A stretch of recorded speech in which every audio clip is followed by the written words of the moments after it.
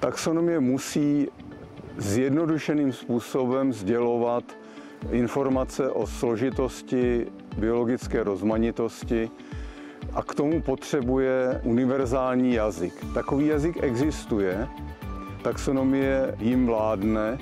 Výhodou toho jazyka je, že je celosvětově přijímán jednotně, čili je to takové esperanto z přírodní rozmanitosti.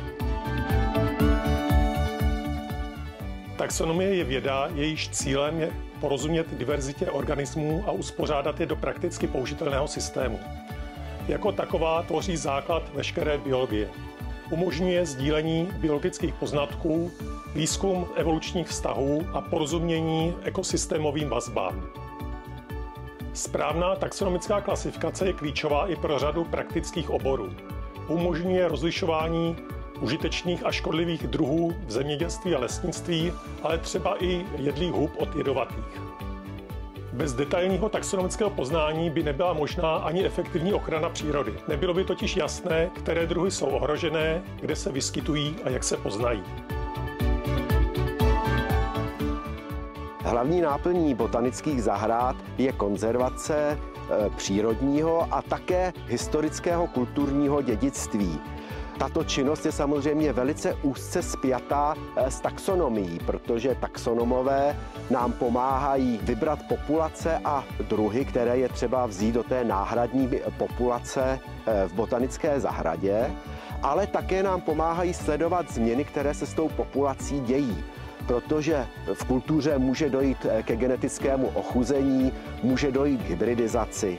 A bylo by velice nevhodné, abychom takto změněné rostliny následně vraceli do přírody. A právě tyhle děje umožňují pozorovat taxonomické metody. Kromě přírodních rostlin samozřejmě také botanické zahrady konzervují okrasné druhy, okrasné rostliny jako historické a kulturní dědictví, protože šlechtění rostlin známe již od starověku a nejstarší odrůdy pocházejí právě z období starověku a středověku. Oni ukazují umění zahradníků a umění šlechtitelů, které bylo v té době, a také ukazují na vkus lidí té doby. No a u spousty těchto rostlin my vlastně neznáme jejich původ a to je právě otázka na taxonomii, aby objasnila původ kulturních okrasných rostlin.